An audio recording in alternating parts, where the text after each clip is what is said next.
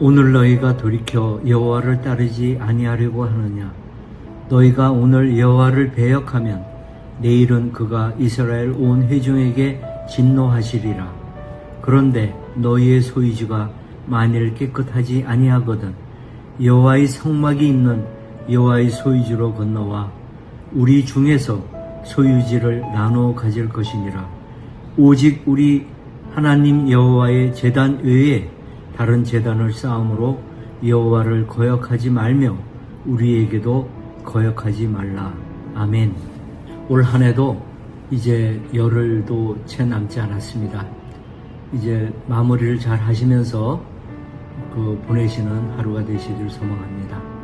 오늘 주신 말씀으로 진정한 헌신이라는 주제로 받은 은혜를 나누고자 합니다.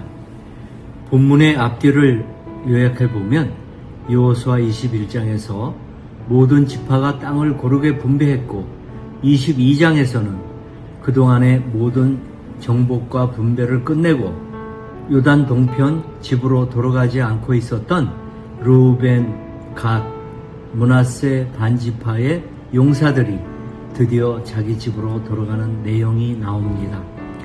그들이 모세 생전에 먼저 요단 동편에서 자리를 잡으면서 약속한 것은 모든 지파가 땅을 차지할 때까지 전쟁의 맨 앞에 서겠다는 것이었습니다. 그리고 그들은 신실하게 그 약속을 잘 지켰습니다. 전쟁에서 거둔 전속물들을 잔뜩 들고 축복 속에서 요단 동편으로 돌아갔습니다. 그런데 요단 서편에 있는 지파들이 보니까 이들이 요단을 건너자마자 큰 제단을 쌓는 것을 보고 분노를 하게 됩니다. 저들이 하나님께 죄를 짓는구나. 여호와의 제단은 여기뿐인데 제 멋대로 저기다가 짓다니, 이렇게 생각하며 전쟁도 불사하겠다는 각오로 먼저 비느하스와 천부장들을 보내 왜 죄를 범하고 있는지, 왜 제단을 쌓아 하나님께 죄를 자처하는지를 캐 물었습니다. 그런데 대답이 놀라웠습니다. 오히려 걱정했던 것과는 달리 정반대의 대답을 듣게 됩니다. 그들이 말하기를 우리가 요단 서편에 있는 동족과 같이 한 민족이며 한 하나님의 형제임을 서로가 부인하지 못하도록 하기 위함이라고 하였기 때문이었습니다. 이 말을 전해 들은 사람들은 모두 기뻐하였다는 것이 여호수아 22장의 내용입니다. 저는 오늘 말씀 중에 22장 19절에서 그런데 너희의 소유지가 만일 깨끗하지 아니하거든 여호와의 성막이 있는 우리의 소유지로 건너와 우리 중에서 소유지를 나누어 가질 것이니라 라고 말하는 대목이 큰 울림으로 다가왔고 은혜로 다가왔습니다. 참 쉬운 일이 아님에도 그들이 자신의 것을 내어놓으면서 진실로 형제를 걱정하며 배려해주는 모습이 너무나 감동적이었습니다. 저나 여러분들 중에 이러한 용기와 믿음을 가진 분이 얼마나 있을까요?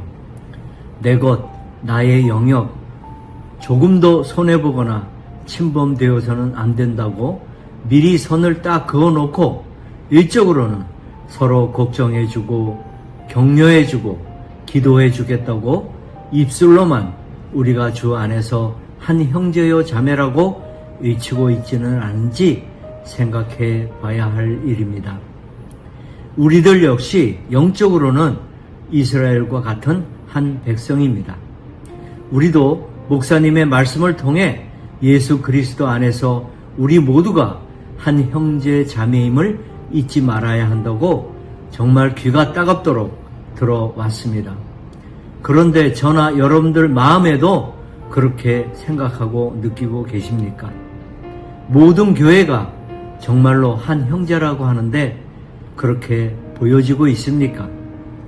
마태복음 12장 50절에서는 누구든지 하늘에 계신 내 아버지의 뜻을 행하는 사람이 곧 내 형제요 자매요 어머니라 라고 말씀하고 있습니다. 교회는 혈연을 초월하여 믿음 안에서 하나가 된 영적 가족입니다. 이 구절은 교회 공동체 안에서 서로를 형제 자매로 대하는 사랑과 섬김의 본질을 잘 보여주고 있습니다. 우리는 교회 안에서 서로를 진심으로 이해하고 서로를 위해 기도하며 함께 하나님을 섬기는 가족으로 살아가야 한다는 것입니다. 예수님은 누구든지 하나님의 뜻을 행하는 자를 가족으로 삼으셨습니다. 이와 같은 포용적 사랑은 믿는 자들이 세상 속에서 어떻게 살아가야 할지를 분명히 가르쳐 줍니다.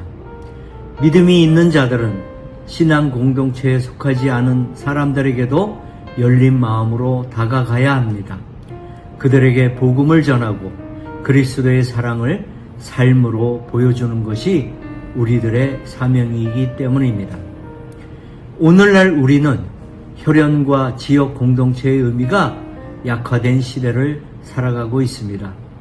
개인주의와 소외감이 증가하는 현대 사회에서 예수님의 이 가르침은 더욱더 큰 도전이자 기회로 다가옵니다.